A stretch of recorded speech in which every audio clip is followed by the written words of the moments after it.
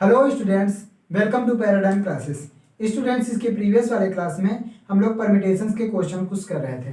उससे रिलेटेड आज हम आगे देखेंगे कुछ और theorems. Permutation under certain conditions, मतलब कि कुछ ना कुछ कंडीशन दिया रहेगा तब हम कितने परमिटेशन या अरेंजमेंट बना सकते हैं दिए हुए ऑब्जेक्ट का, उसके रिलेटेड हम देखेंगे। तो सबसे पहले इसमें थ्योरम है, थ्योरम नंबर फर्स्ट है इससे रिलेटेड। Theorem number first,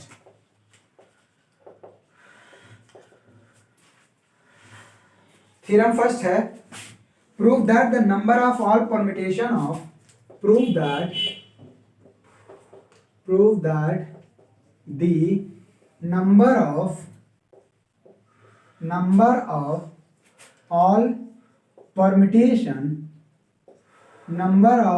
permutation of an object and distinct या different object and different objects and different objects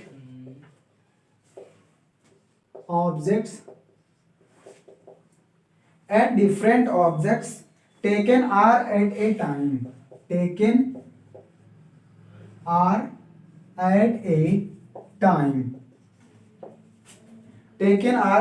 time when a particular object is to be always when a particular object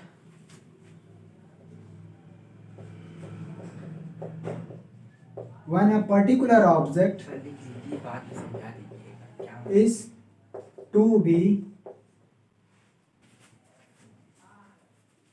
included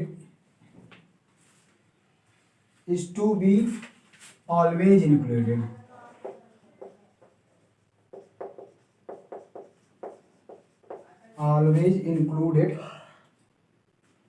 in each arrangement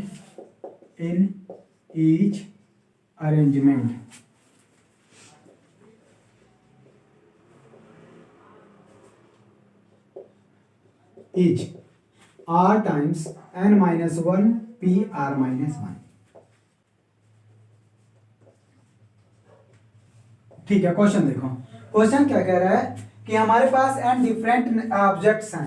मतलब कह रहा है question, prove that the number of all permutation of n different object, मतलब कि n different objects हैं हमारे पास, अगर उनमें r ऑब्जेक्ट का परमिटेशन बनाया जाए, लेकिन कंडीशन ये कह रहा है कि कोई ऑब्जेक्ट, किसी एक ऑब्जेक्ट को, देखो कह रहा है कि when a particular object is to be always included in each arrangement, मतलब कि जितने भी अरेंजमेंट बन रहे हैं उन सारे के सारे अरेंजमेंट में किसी एक पर्टिकुलर ऑब्जेक्ट को हर बार इंक्लूड करना है।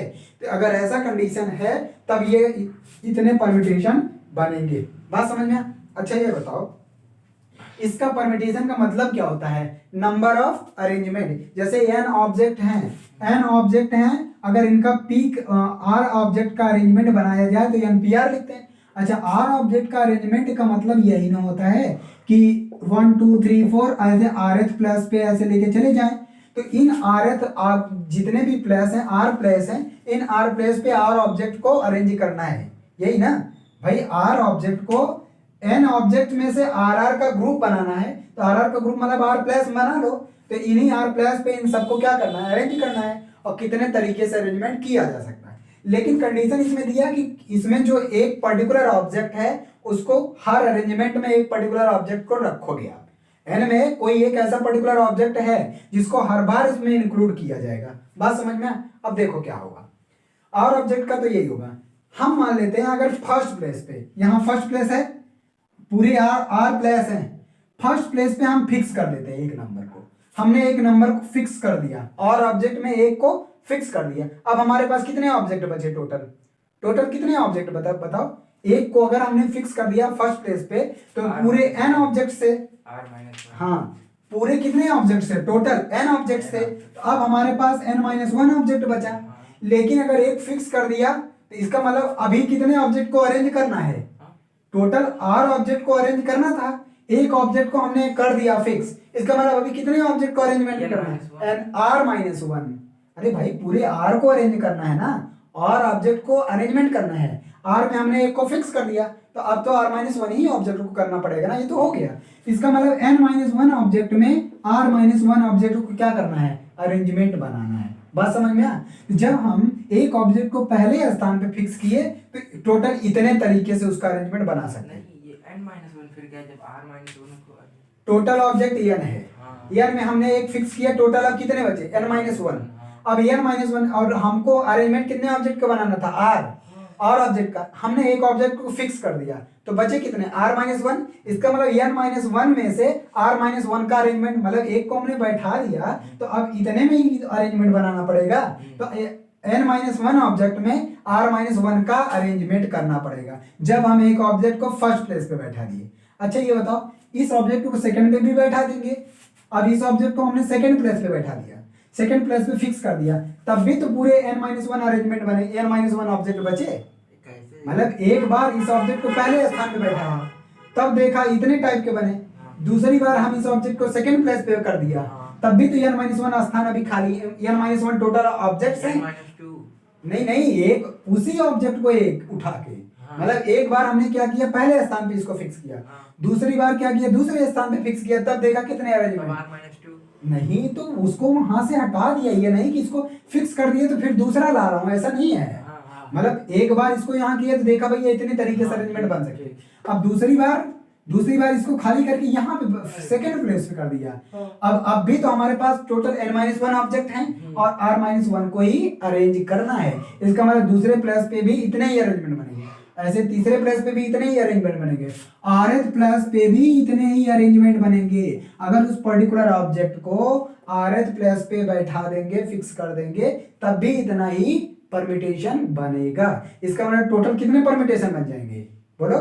सब में n-1 pr-1 बन रहा है ना। फर्स्ट प्लेस पे अगर चेक करें, फर्स्ट प्लेस पे अगर if first place is fixed, first place fixed होता है तो कितने अरेंजमेंट बनते हैं? n-1 pr-1।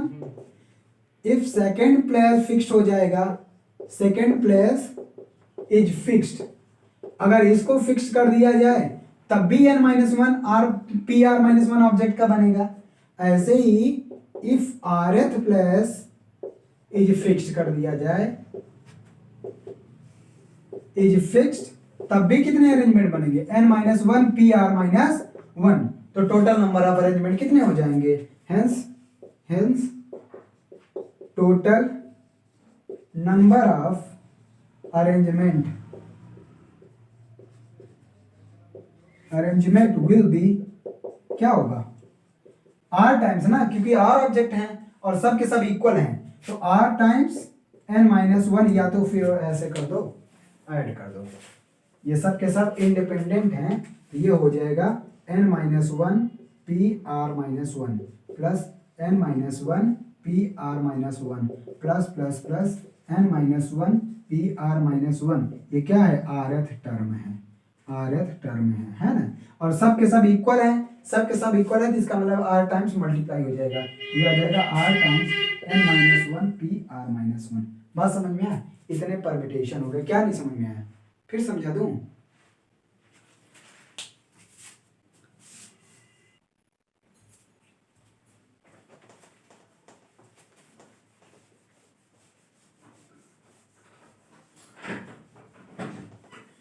ठीक है, देखो सेकंड थ्योरम। सेकंड क्या कर रहा है? Example theorem number 2।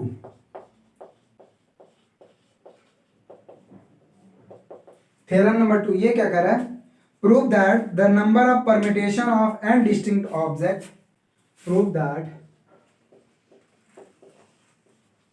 The number of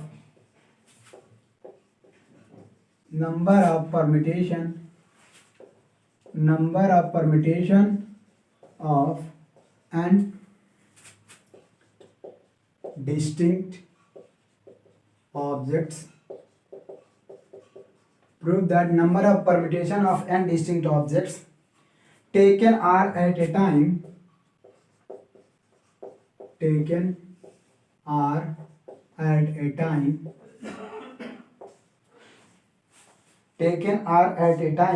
when a particular object is never taken in each arrangement, when a particular object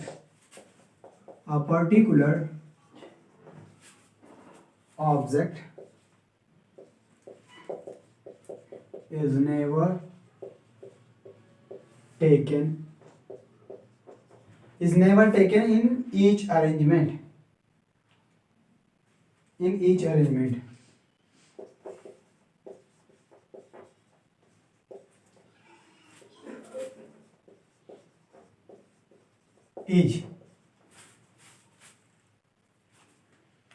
n-1 PR।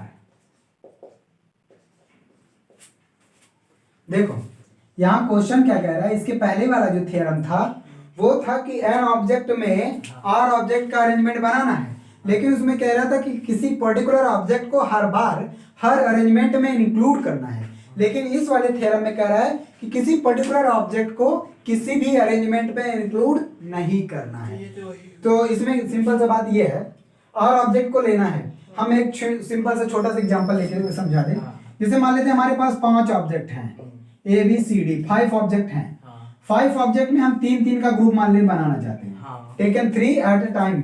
लेकिन हम इसमें कर क्या रहे हैं, हम कह रहे हैं कि एक ऑब्जेक्ट को किसी भी अरेंजमेंट में इंक्लूड नहीं करना है। हम मान लेते हैं सी को निकाल दिया, सी को अरेंजमेंट से बाहर निकाल दिया। अब कितने ऑब्जेक्ट बने? 4 ऑब्जेक्ट बचे। तो 4 में अब 3 को भरना है ना 4 से, तो 4C3 4P2 तरीके से, 4P3 तरीके से भर सकते हैं। 4 क्या है? 5 - 1 और P कितने ऑब्जेक्ट को बनाना था? R, तो 3। तो ये तो बन गया n-1 एक कम, और ये R ऑब्जेक्ट का बनाना था, 3 ऑब्जेक्ट यहाँ बनाना था, 3 आ गया। कोई दिक्कत नहीं, चलो ऐसे ही प्रूव कर लेते हैं इसको। ठीक, ये बस समझाने के लिए मैंने किया था। तो क्या होगा इसका मतलब, कितने एक ऑब्जेक्ट को हमको इंक्लूड नहीं करना है, इसका मतलब हमारे पास बचेगा total n-1 object as one particular object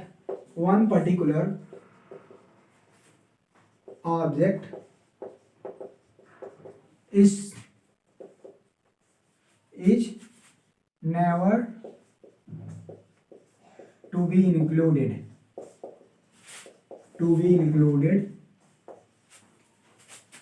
in any arrangement। किसी भी अरेंजमेंट में नहीं इंक्लूड करना है कभी भी। ठीक, therefore we have कितने नंबर बचेंगे? therefore we have total n-1 object. कितने बचेंगे? n-1 object which have to be क्या करना है? which have to be arranged in R place। R स्थान पे ना R का ग्रुप बना, which have to be arranged in R places। बस हो गया। और which can be done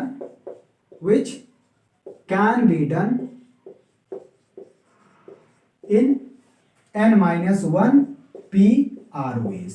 हो गया, यही आंसर लिखेंगे। मतलब बाकी समझा दिया कैसे, क्योंकि R प्लस पे उनको अरेंजमेंट करना है, n-1 बचे ही हमारे पास, तो n-1 का अरेंजमेंट बनाना है। ठीक है, हो गया। थ्योरम नंबर 3 चलते हैं। ये थोड़ा अच्छा क्वेश्चन थ्योरम है, वो बताना, ये लिखना ही था। थ्योरम हटाएं। हो गया।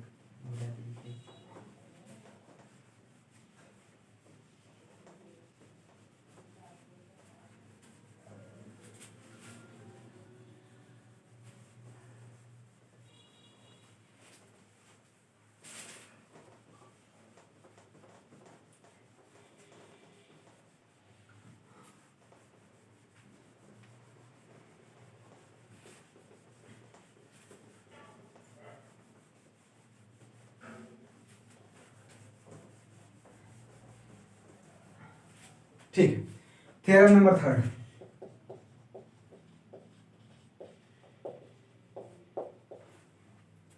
थ्योरम नंबर 3 क्या है? Prove that the number of permutation of n different object taken R at a time, prove that the number of permutation of and different objects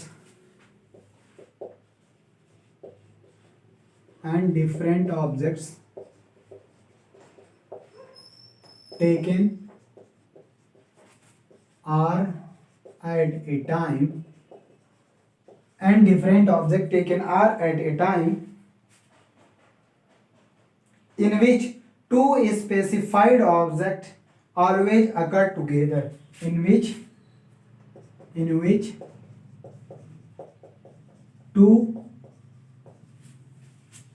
specified objects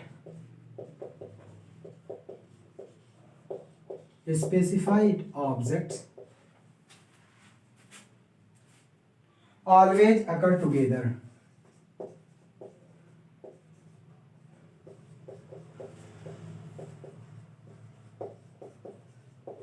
Always occur together is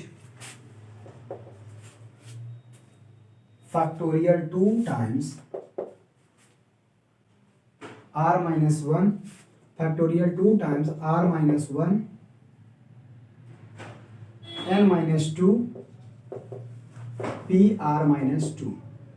ठीक है, देखो question समझो. इसमें कह रहा है कि n different objects हैं हमारे पास और r ऑब्जेक्ट्स का अरेंजमेंट बनाना है. हाँ. लेकिन कंडीशन ये है कि दो स्पेसिफाइड ऑब्जेक्ट्स हैं, मतलब दो स्पेशल ऑब्जेक्ट ऐसे हैं इसमें n ऑब्जेक्ट्स में कि जिनको हमेशा साथ ही लेना है, जो हमेशा साथ ही रहेंगे. मतलब इस r अरेंजमेंट में वो दोनों ऑब्जेक्ट हमेशा जहां भी रहेंगे साथ रहेंगे. नहीं, पहले वाले में अलग था. पहले वाले में एक ऑब्जेक्ट को फिक्स करता था. यहाँ पे दो ऑब्जेक्ट को एक साथ ही लगना है. उसी तरह. हाँ, देखो कैसे. जैसे वैसे ही छोटा सा एग्जांपल लेके समझा दे रहे हैं. ए बी सी डी है, ई 5 ऑब्जेक्ट हैं हमारे पास. n इक्वल टू क्या हो गया 5. हम तीन ऑब्जेक्ट का बना रहे हैं या 4 ऑब्जेक्ट का मान लेते हैं. कितने 4 ऑब्जेक्ट का. r इक्वल टू 4 ऑब्जेक्ट का अरेंजमेंट बना रहे हैं. और हम ये कह रहे हैं कि दो स्पेशल ऑब्जेक्ट को साथ रखना है हमेशा. मान लेते हैं ए बी या बी सी को. चलो ए बी को हमेशा साथ रखना है. ए बी जहां भी रहेंगे उनको हमेशा. अब देखो ए बी को अगर हम साथ रखेंगे तो मान लेते हैं यहाँ पे ए यहाँ बी आ गया. दो स्थान फिक्स. हाँ, साथ नहीं है. काहे नहीं है, दोनों साथ है ना. दो स्थान पे जहाँ पे है. और दोनों एक ही स्थान पे कैसे रह सकते हैं. 4 स्थान r ऑब्जेक्ट का भरना है तो 2 स्थान तो फिक्स करना पड़ेगा दो ऑब्जेक्ट को ना. दोनों एक ही बॉक्स नहीं, अब बचे 2 और टोटल 5 थे. 2 को फिक्स कर दिया, कितने बचे 3. और 3 में 2 को भरना है 3p2 तरीके से. 3p2 तरीके से. इसका मतलब अच्छा 3 को क्या लिख सकते हैं 5 माइनस 2 और इसको क्या लिख सकते हैं r माइनस 2 4 माइनस 2. हाँ, और r ऑब्जेक्ट का बना था, r के स्थान पे 4 है तो ये 4 माइनस r माइनस 2 और n ऑब्जेक्ट था ये n माइनस 2. पहली बात तो ये वाला टर्म आ गया. अब देखो, लेकिन ये दोनों साथ साथ रहे और ये नहीं कहा कि कौन पहले रहेगा कौन बाद में रहेगा. ये बात नहीं बोला ना. इसका मतलब ए बी जो दो ऑब्जेक्ट्स हैं दो स्थान पे, इनको कितने तरीके से फिल किया जा सकता है फैक्टोरियल 2 तरीके से. ठीक है, फैक्टोरियल 2 तरीके से. तो फैक्टोरियल 2 तरीके से इसको कर सकते हैं. बाकी जो बच गया ये इसको कर सकते हैं. अभी एक टर्म और है कि r माइनस 1 कहां से आया. देखो, क्योंकि इनको फिक्स करना है. हम ये नहीं कह रहे कि इसको यहीं फिक्स करना है. इसको हम यहां भी तो कर सकते हैं, दूसरे स्थान पे कर दे, यहां फिक्स कर दे. तो ये कितने तब भी इतना ही बनेगा अरेंजमेंट. दूसरी बात, तीसरी बात क्या हो सकती है कि यहाँ पे ए हो और यहाँ पे बी हो तो टोटल कितने तरीके से ऐसे हो गए. बोलो 4 स्थान भरना था 3 तरीके.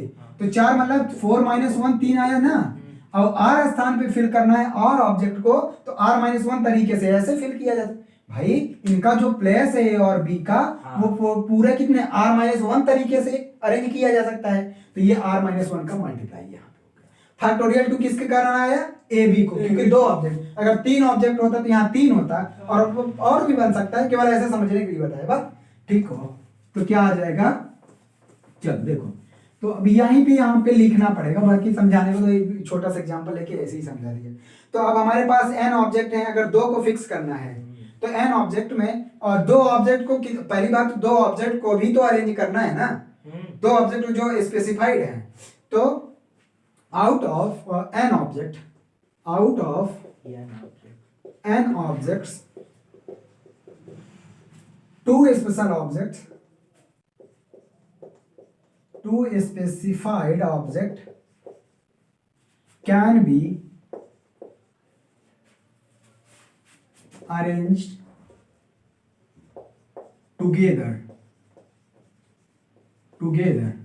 दो स्पेशल जो ऑब्जेक्ट्स हैं उनको एक साथ इन फैक्टोरियल 2 वेज। कितने फैक्टोरियल 2 वे से इनको अरेंज कर सकते हो, जहां भी फिल करोगे दोनों को, ठीक। And remaining n-2 object and remaining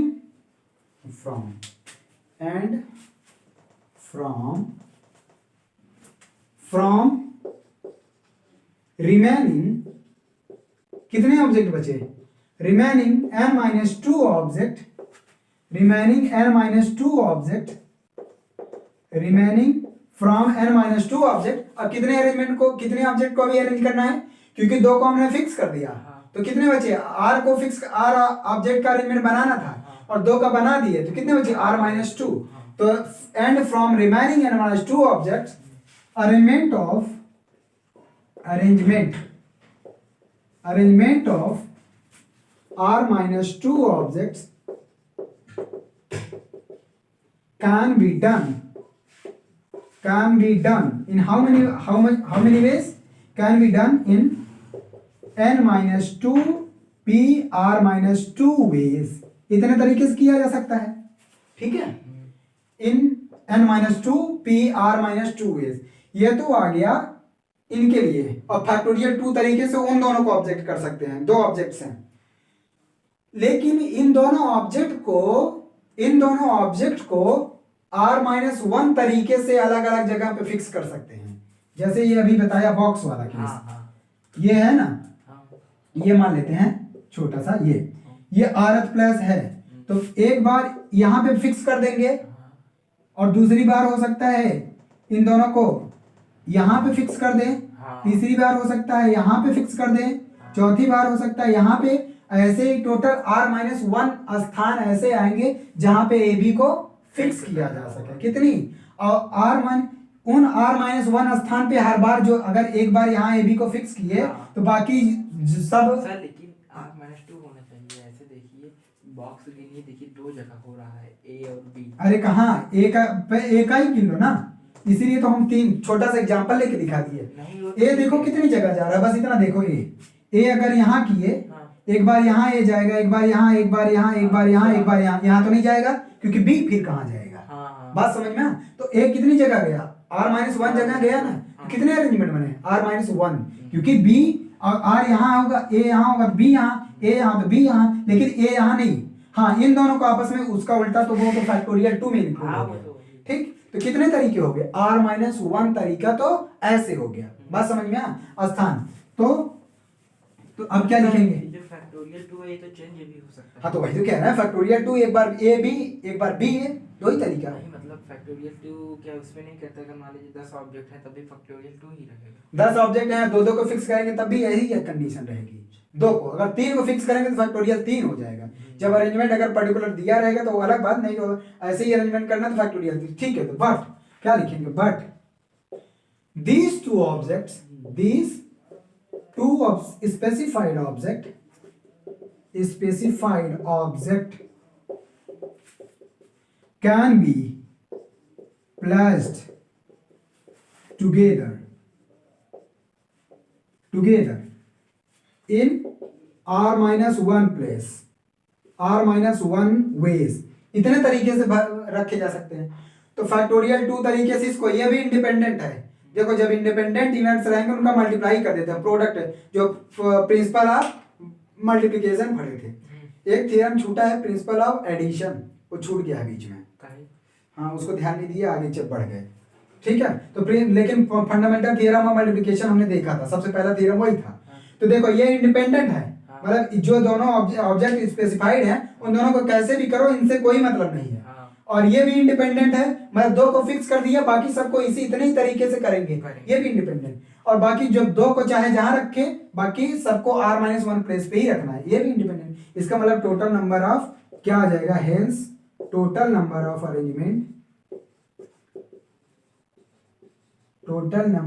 arrangement will be, कितने हो जाएंगे? Factorial 2 times r-1। अरे जैसे इसके इसी में आज के ही लेक्चर में फर्स्ट वाला थ्योरम था, वहां आर का मल्टीप्लाई हुआ था। क्यों आर का हुआ था? क्योंकि आर ऑब्जेक्ट का बना रहे थे और एक को फिक्स कर रहे थे। एक को फिक्स तो पूरे आर स्थान पे फिक्स कर सकते हैं, लेकिन यहाँ दो ऑब्जेक्ट को फिक्स कर रहे हैं, इसलिए आर माइनस वन स्थान ही बचेगा इसलिए। और ये फैक्टोरियल 2 तो ये दोनों एक साथ आने के कितने तरीके हैं वो है, ये आर माइनस वन वहीं से आया है, और क्योंकि दो को फिक्स कर रहे हैं इसलिए n माइनस टू और r माइनस टू बचा, इसलिए यहां से आ जाएगा n minus two P R minus two, यही आंसर है। ठीक है, इसको प्रैक्टिकली 4 ऑब्जेक्ट 5 ऑब्जेक्ट 6 ऑब्जेक्ट लेके भी करोगे तो यही बनेगा, इसलिए हम छोटा सा एग्जांपल लेके पहले समझा दिए। ठीक, अब हो गया थ्योरम हो गया, अब हम चलते हैं किस पे, एग्जांपल पे। चलो इससे रिलेटेड ये तीनों थ्योरम पढ़े हो, इससे रिलेटेड हम कुछ एग्जांपल अच्छे अच्छे कर लेते हैं। लिखो लिखो, कहाँ पहुंचे हो? अब आप मिटाइए।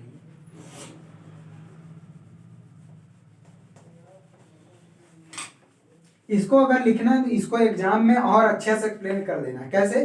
फर्स्ट थ्योरम का नहीं, फर्स्ट थ्योरम का यूज करके इस बात को अलग से लिख दो कि इतने अरेंजमेंट फर्स्ट थ्योरम से ये वाली बात आई, उसके बाद फिर क्योंकि दो को आप स्पेसिफाइड किए हैं, इनका मल्टीप्लाई कर देंगे। मल्टीप्लाई क्यों कर रहे हैं ये भी हमने बताया, क्योंकि इंडिपेंडेंट इवेंट्स हैं या इंडिपेंडेंटली इन सबको अरेंजमेंट किया जा रहा है। इसका अरेंजमेंट इसके अरेंजमेंट पे कोई फर्क नहीं पड़ रहा है, या इसके अरेंजमेंट करने से इसके अरेंजमेंट में कोई फर्क नहीं पड़ रहा है, ये सब इंडिपेंडेंट है, इस वजह से इनको मल्टीप्लाई, और जहां एक दूसरे पे डिपेंडेंट होते हैं वहां पे ऐड कर देते हैं, वो प्रिंसिपल ऑफ एडिशन आ जाता है। ठीक,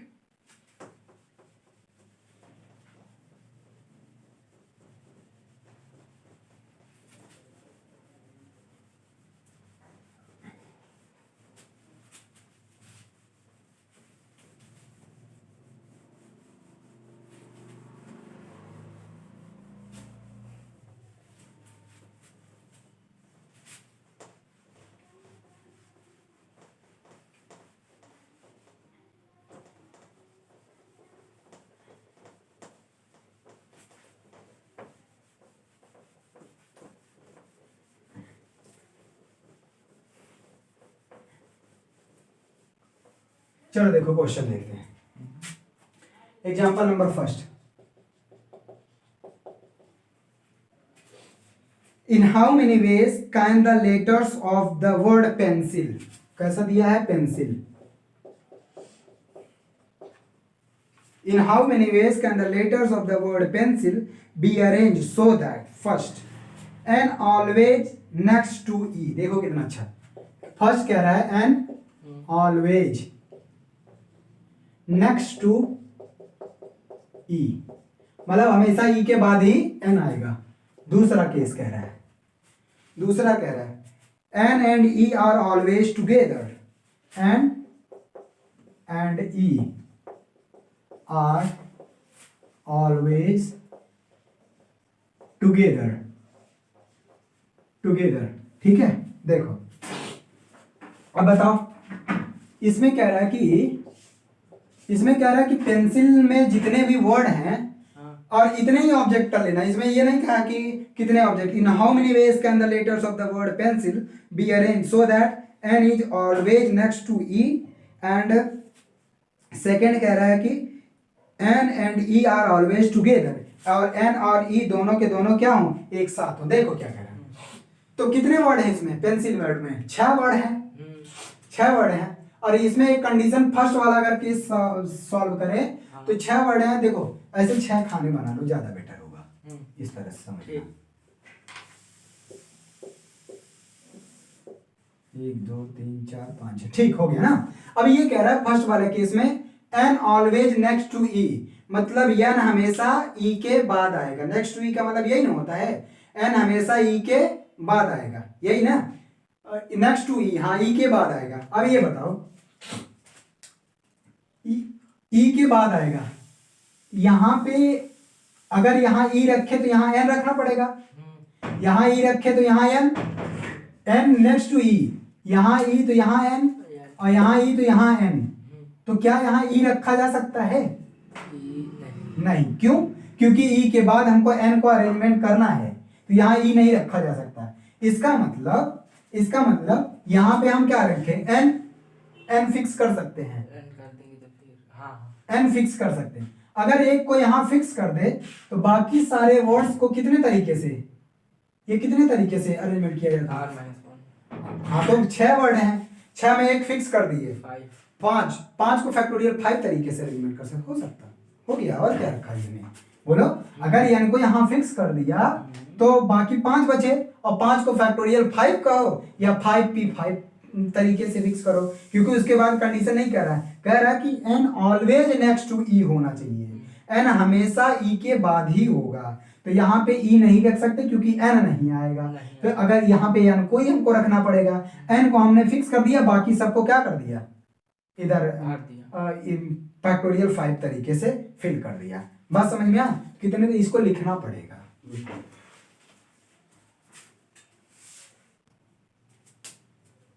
चलो देखो, तो क्या करना है, n always next to e, इसका मतलब e n क्या, ऐसे ये कंडीशन बननी चाहिए।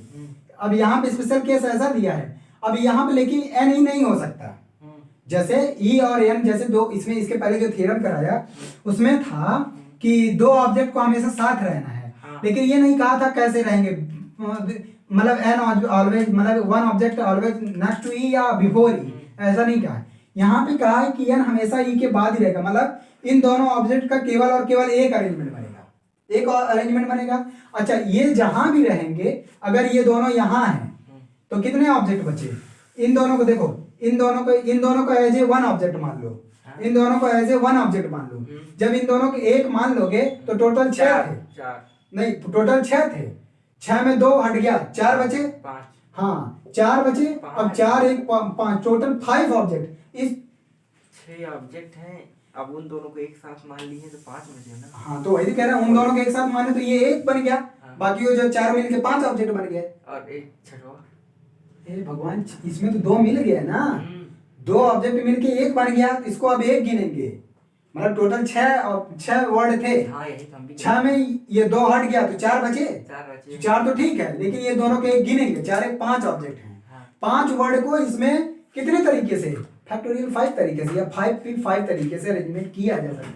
क्योंकि अच्छा, अगर इसको ये ना दिया, इस वाले केस में क्या होगा, इस वाले केस में n और e टुगेदर होगा, तो टुगेदर का मतलब भाई n e हमेशा साथ में रहेंगे, लेकिन इस en को भी तो फैक्टोरियल 2 तरीके से अरेंज कर सकते हैं।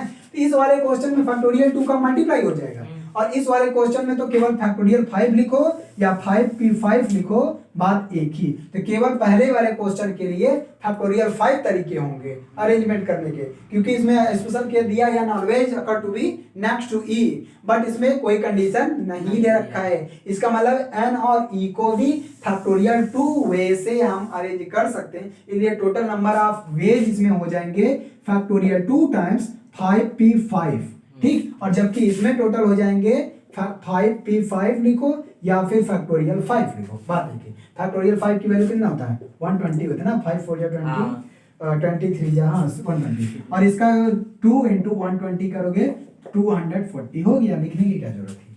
बात समझ में आ? इन दोनों का एक ऑब्जेक्ट मान के चलेंगे।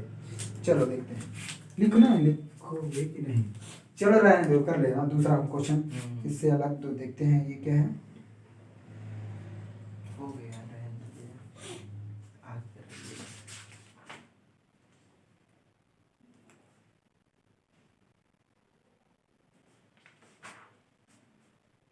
अच्छा, ये वर्ड वाला हम रहने दे रहे हैं, वर्ड वाला है।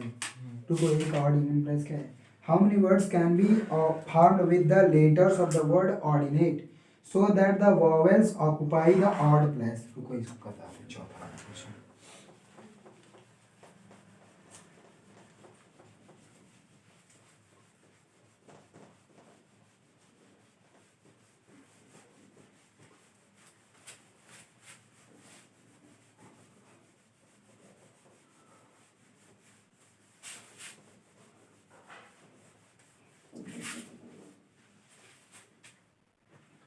फोर्थ एग्जाम्पल नंबर 4,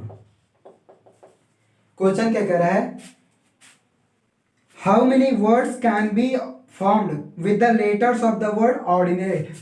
कैसा है, ORDINATE,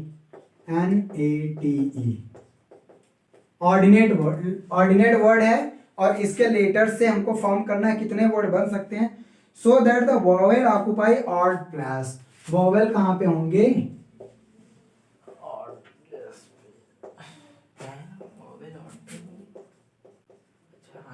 ऑड प्लस। कितने वर्ड हैं इसमें बताओ? इसमें कह रहा है कितने ऐसे वर्ड बनाए जा सकते हैं इनके लेटर्स को लेके। कंडीशन यह है कि जितने भी वॉवेल्स हैं वो सारे के सारे ऑड प्लस पे आए। कितने वर्ड हैं इसमें? 8। 4 4 8 है ना, तो 8 बॉक्स बना लो। ऐसे सिंपल होता है, बाकी कर सकते हो। 1 2 3 4 5 6 7 8 हो गए ना। 1 2 3 4 5 6 7 8 8। अब इसमें कह रहा है कि वॉवेल्स जो है ऑड प्लेस पे, वॉवेल कितने हैं बताओ? वॉवेल वॉवेल इसमें हाँ कि टोटल 6 होते हैं। कितने हैं यहाँ पे बताओ? ओ 1 2 3 4 आई 4 ए ई, यही है ना। अब देखो ये कह रहा है कि वॉवेल्स को कहाँ पे रखने हैं? ऑड प्लेस पे। कहाँ पे रखने हैं?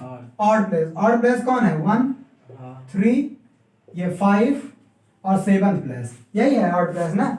मतलब इन 4 जगह पे वॉवेल्स को, और 4 ही वॉवेल्स हैं और 4 ही स्थान हैं। कितने तरीके से वॉवेल्स को रखा? फैक्टोरियल 4 वे से, ठीक है। और बाकी 4 और बचे, तो बाकी 4 को कितने तरीके से फिक्स कर सकते हो? बाकी 4 को 4 तरीके फैक्टोरियल 4 से। क्या था answer?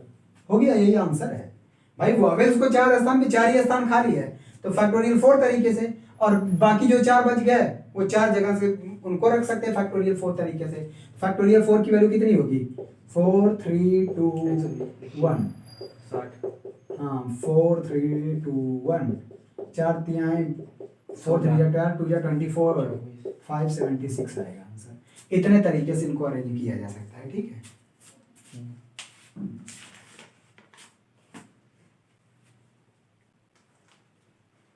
In how many ways 5 boys and 3 girls can be seated in a row so that no 2 girls are together? मतलब ये कह रहा है कि कोई 2 गर्ल्स जो है एक साथ नहीं बैठेंगी। या एनसीईआरटी के क्वेश्चन करवा दूं? जैसे कि सोचिए, जल्दी करवा दीजिए, कोई दिक्कत नहीं।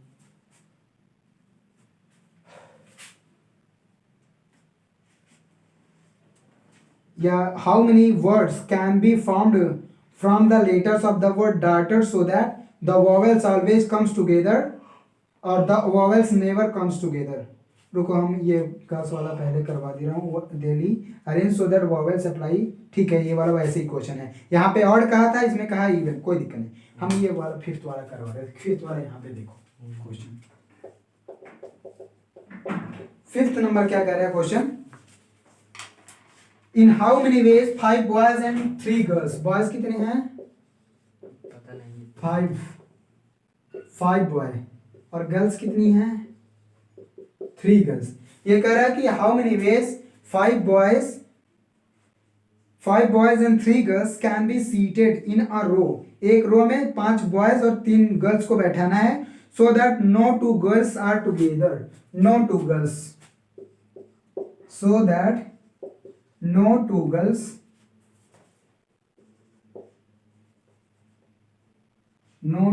sit together।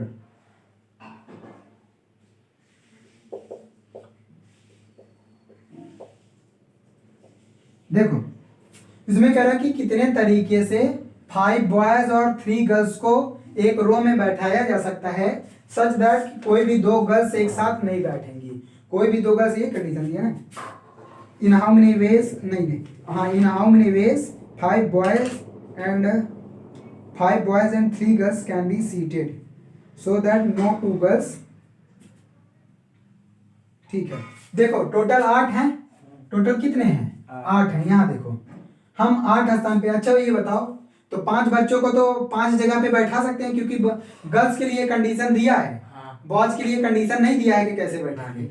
तो 5 बॉय को 5 स्थान पे ही बैठना पड़ेगा, 6 पे तो बैठेंगे नहीं। तो 5 बॉयज को 5 जगह पे कितने तरीके से बैठाया जा सकता है?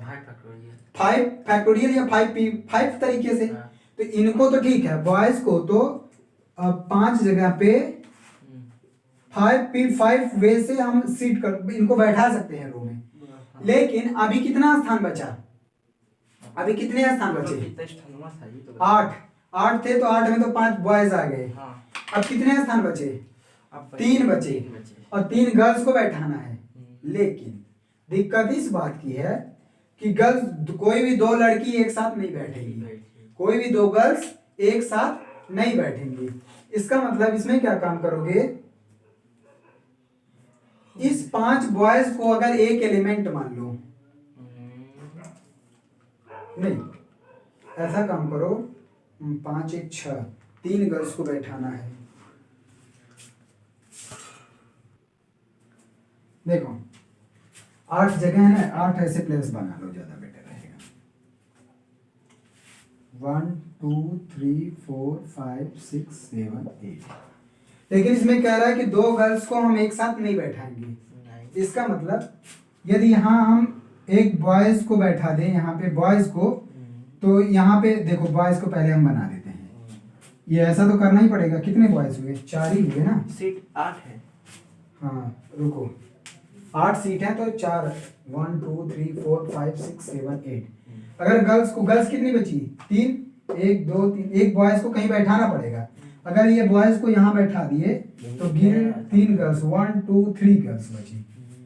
तो 3 गर्ल्स को हम यहाँ पे अरेंजमेंट कर सकते हैं, और ठीक है। या फिर हम या ऐसा कर दें, यहाँ पे बॉयज बैठा दे तो क्या नहीं बनेगा, यहाँ पे बॉयज 1 2 3 4, कितने 1 2 3 4, 4 ही है, तो 5 को कहाँ बैठाएंगे, कितने वर्ड हैं यार इसमें, 4 4 8 है, 1 2 3, कौन सा बना रहे हैं, 5 5 3 8, 8 लोगों को बैठाना है, तो 4 4 बचेंगे, 1 2 3 4। तो एक बॉयज को तो कहीं पे साथ में बैठाना ही पड़ेगा। एक बॉयज को, गर्ल्स को कितने तरीके से आप बैठा सकते हैं, 3 गर्ल्स हैं, और 3 गर्ल्स को हम कितने जगह पे बैठा सकते हैं, 3 नहीं, उतने तरीके से 5 नहीं 8 फैक्टोरियल 3। 8 फैक्टोरियल कहाँ, 8 जगह कहाँ बाकी है, 3 ही जगह तो बाकी है। 4 जगह, अगर 5 को फैक्टोरियल, अच्छा हाँ फिक्स कर दिया, 5 को फैक्टोरियल 5 तरीके से बैठा सकते हैं, 5 पे 5 तरीके से बैठा सकते हैं। तो अब हमको 3 गर्ल्स को अरेंजमेंट करना है, और इसमें क्या रहा है क्वेश्चन में कि 2 को एक साथ नहीं बैठाना है। तो कहाँ तो हो तो रही है, हाँ, तो फिर ये ऐसा ही बन सकता है, 3p3, तो वो फैक्टोरियल 3 हो गया, 3p3 का मतलब फैक्टोरियल 3 ही ना हुआ। हाँ तो उसमें तो कंडीशन ये भी बन जाएगी, फैक्टोरियल 3 तरीके से बैठा सकते हैं।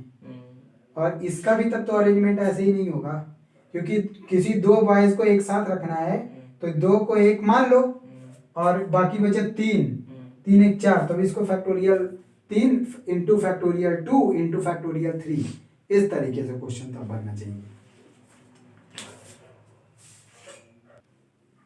देखो इसको ऐसा काम करो, 5 बॉयज को हमने पहले बैठा दिया, सीट कर दिया, ठीक, ये बैठ गए। उसके बाद हमने ये स्थान क्रिएट किया, देखो टोटल 8 ही हैं, भरना 8 ही है, लेकिन 2 गर्ल्स को एक साथ नहीं बैठाना है। इस वजह से यहाँ पे बैठ सकती हैं, यहाँ पे, यहाँ पे, यहाँ पे 3 गर्ल्स को कितने स्थान पे, 4p3, हाँ 4p3, और देखो यहाँ भी तो बैठ सकती हैं, यहाँ और इसके इस तरफ। ये कंडीशन है, बैठेंगे तो 3 ही, मतलब जैसे होता नहीं कि 6 जगह इनको बैठाया जा सकता है, 1 2 3 4 5 6, 6 जगह इनको कंडीशन बैठाया जा सकता है, लेकिन बैठाना कितने को है, 3 को, मतलब टोटल 6 इनके लिए पॉसिबिलिटीज हैं, और 6 में से, हाँ 6 में से 3 ही जगह चूज करना है, 3 अरेंजमेंट बनाना है, मतलब 6 जगह में से 3 प्लेस का क्या बनाना, अरेंजमेंट बनाना है। अब आंसर सही है, क्योंकि 5 को हमने बता दिया, बैठेंगे 3 ही जगह, अगर यहाँ बैठ गई तो ये सारे एक साथ हो जाएंगे, यहाँ बैठ गए तो ये सारे एक साथ हो जाएंगे। अच्छा बॉय को भी एक साथ नहीं होना है, नहीं बॉयज को हो सकते हैं, बॉय के लिए कंडीशन नहीं है, इसीलिए तो इतना स्थान क्रिएट किया जा सका कि लड़कियों के लिए जो गर्ल्स 3 है उनको इतने जगह, टोटल 6 जगह पे बैठाया जा सकता है। वो तो बीच में भी 3 जगह बैठाया जाता है, हाँ आ जाएंगे, लेकिन साथ में हो जाएंगी ना, बीच में तो साथ काहे होंगे, वही कह रहा हूँ, यहाँ हो जाएंगी तो ये सब एक साथ हो जाएंगे, ये दोनों एक साथ हो जाएंगे, कोई कंडीशन नहीं। केवल पॉसिबिलिटी क्रिएट की जा रही है कि गर्ल्स को कितने ऐसे तरीके बैठाए जा सकते, तो टोटल 6 पॉसिबिलिटी है। लेकिन तब भी तो रहेंगी अलग अलग ही ना, अगर मान लीजिए 3 यहाँ लगे। हाँ तो वो तो केवल एक स्पेशल केस हो गया, जो तुम कह रहे हो कि बीच में बैठा दिया जाए, तब तो केवल एक स्पेशल केस, लेकिन हमारे पास टोटल अरेंजमेंट पूछ रहा है, अरेंजमेंट में टोटल कितनी पॉसिबिलिटीज हैं उनको अरेंजमेंट करने अच्छा की। बैठा सकते हैं। हाँ तो हम 6 स्थान पे बैठा सकते हैं 3 को, तो 6 स्थान पे बैठाना 3 ही को ही है, तो 6p3 तरीके से, इसलिए टोटल नंबर ऑफ वेज हो जाएगा, टोटल नंबर ऑफ वेज हो जाएगा बॉयज को तो फैक्टोरियल 5 तरीके से, ये 5p5 फैक्टोरियल 5 ही है, और ये गर्ल्स आ जाएगी 6p3 तरीके से, यही आंसर होगा। ठीक है, ये पॉसिबिलिटी क्रिएट किया गया, बैठाया उनको 8 ही जगह पे बैठ जाएगा, तो ये केवल पॉसिबिलिटी क्रिएट की गया कि कितने पॉसिबल वेज हो सकते हैं। 6 जगह खाली था, 6 जगह पे 3 गर्ल्स को बैठाना है, तो 6p3 वेज होंगे। ठीक, ये क्या है, नंबर ऑफ वेज, क्योंकि 2 को एक साथ नहीं बैठा सकते थे, इस वजह से इतना बना, number of ways in which girls 3 girls can be seated, इसमें सीट उनको बैठाया जा सकता है या बैठ सकती हैं। ठीक,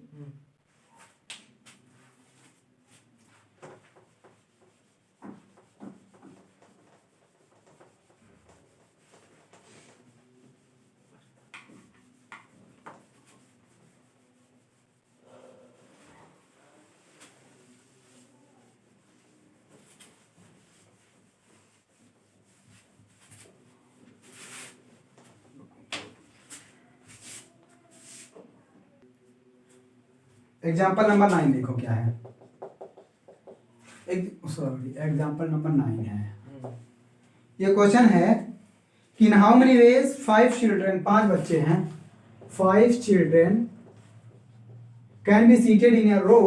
फर्स्ट कंडीशन कह रहा है कि 2 of them, Ram and Shyam are always together, 2 of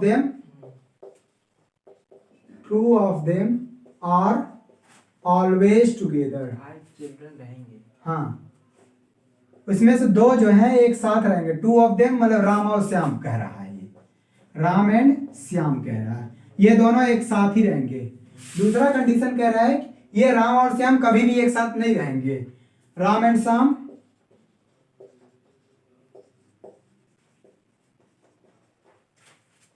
are never together, ये दोनों एक साथ कभी भी नहीं रहेंगे। ठीक है, देखो 5 चिल्ड्रन है, 5 बच्चों को बैठाना है, और 5 में राम और श्याम को एक साथ बैठाना है, तो राम और श्याम को अगर एक साथ ले लो, 5 बच्चे हैं, राम और श्याम को एक साथ ले लो, तो इनको अगर एक ट्रीट करो तो कितने बचेंगे, 5 में 3, और इनको एक ट्रीट करो 4 हो गए, तो 4, तो फर्स्ट वाला केस देखेंगे when 2 of them are always together, always together, लेकिन इनमें ये नहीं कहा कौन पहले बैठेगा कौन बाद, इसलिए राम और श्याम के भी 2 फैक्टोरियल के अरेंजमेंट हो जाएंगे, बाकी उनको लेके 4 फैक्टोरियल, 4 p कितने बनेंगे, सॉरी फैक्टोरियल 4 तरीके से, या 4p4 तरीके से। ठीक है, ये आ गया फैक्टोरियल 2 और ये फैक्टोरियल 4, 5p4 थे क्योंकि 5 बच्चे, तो 5 में तो कह रहा हूं कि 2 को एक साथ बना दिए तो एक बन गए ना, अब उनको 4 ही तरीके से अरेंज किया जा सकता है, 4 3 या 12, 12 4 जा 48 वे से। ठीक, दूसरा कंडीशन है जब ये दोनों एक साथ कभी नहीं आएंगे, हम क्या करेंगे, इस वाले क्वेश्चन को करने के लिए क्या करेंगे, सबसे पहले मान लेते हैं कि 5 बच्चों को कितने तरीके से रो में बैठाया जा सकता है, तो 5 children can be seated, 5 children can B seated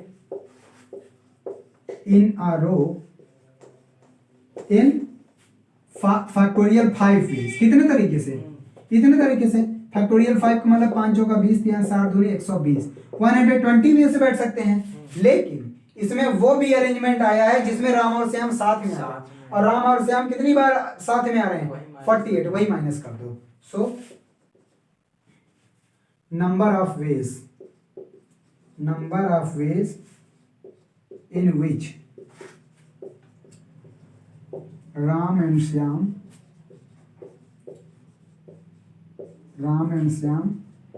never sit together is, क्या हो जाएगा 120 माइनस 48 कितना आएगा 72। 72 वे से हो जाएगा, यही आंसर है। ठीक है, बाकी करना क्वेश्चन, 20 क्वेश्चन है इसमें, वैसे मैक्सिमम आ जाएंगे, दिक्कत नहीं होगी। जो बहुत है घुमा के दिया रहेगा ना वही आएगा। अभी तो यहाँ तीनों थ्योरम का यूज भी नहीं हुआ।